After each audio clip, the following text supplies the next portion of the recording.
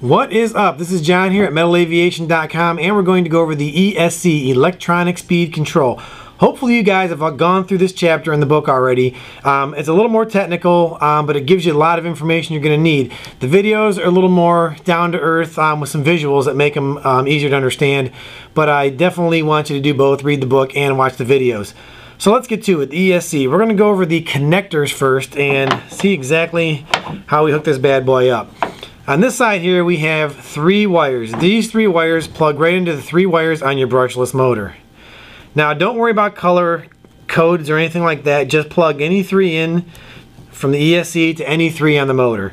The colors are irrelevant. I don't even know why they color. I mean, it actually makes it more confusing if you're expecting, you know, red has to go to red, black has to go to black. Don't even worry about that. Plug them in.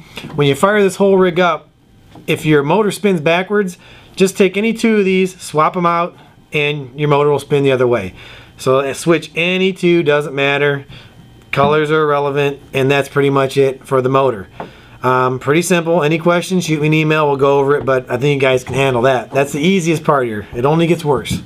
So let's move on to the other side. This is your throttle control wire. This plugs into the throttle port on your receiver. Your receiver should be marked throttle. If it's not, you're going to have to get the manual or look online, find a diagram, figure it out, plug your throttle control into the throttle port. And last but not least, our power connector plugs into the battery. Pretty basic. Plugged in.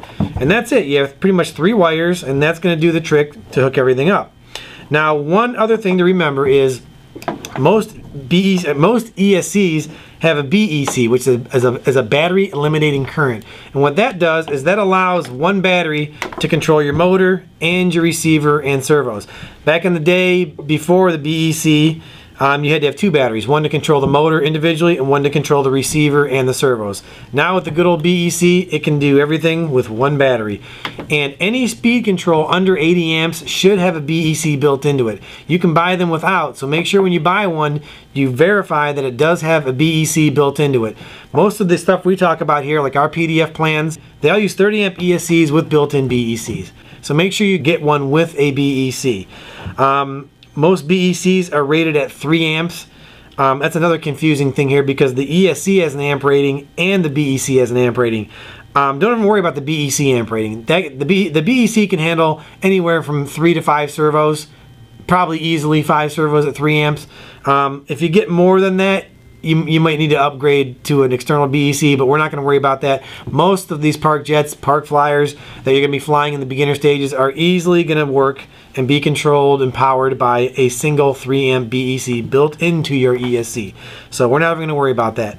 What we are going to worry about is the amp rating on your ESC. This is where things get a little confusing, and it really doesn't need to be, because I really wouldn't worry about the amp rating on the ESC until you know what motor you're going to put in. The motor is going to dictate the amp rating of the ESC.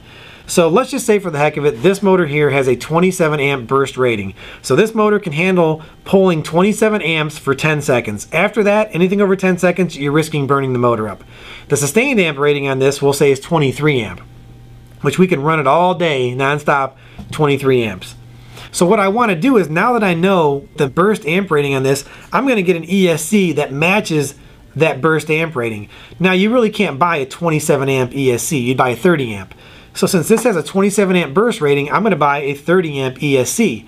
The sustained amp rating of your ESC should equal or exceed the burst amp rating of your motor. As long as you stick with that rule, you'll be good to go. As long as you have your motor propped correctly. Oh, another thing I almost forgot. When you purchase your ESC, a lot of times they come without these connectors on them. You're going to have bare wires on the end here and bare wires on your power end. They usually all have the throttle connectors usually there, so that's going to be there. But this particular ESC is a great example. This did not have either types of connector ends soldered onto it, so I had to solder them on myself. No big deal. It came with the ends. They just had to be soldered on. So make sure when you order something online, if you can't solder, make sure you get one that has the ends on it, or learn how to solder. Check out our soldering videos. Soldering small electronics is not hard at all. Soldering is more intimidating than it is hard to learn. But, you know, give it a shot, because once you learn how to solder, you're going to save yourself some money. You're going to be able to buy any ESC you want.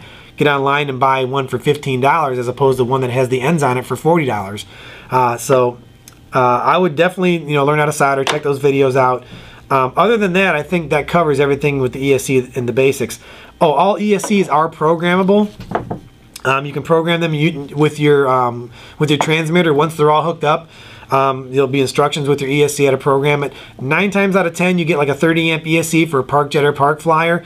The default settings are going to be exactly what you want. But make sure you read through it, because you might be able to tweak it to do something that you want. I'm not really going to go into that because every ESC has different options. They also make program cards, which are really cool. And what you do is you plug your program card into your throttle control connector, and you basically go through and just, you know, pick little options on this little card, and you can program it right there at the field. It's really cool. So those are a few other things that I almost missed. Other than that, I think we're good to go on the ESC. I'm not going to get too crazy on it, like I said, with the programming, because it's a little more advanced stuff. But that should be everything you need to know. Any questions at all, again, shoot me an email if I miss something.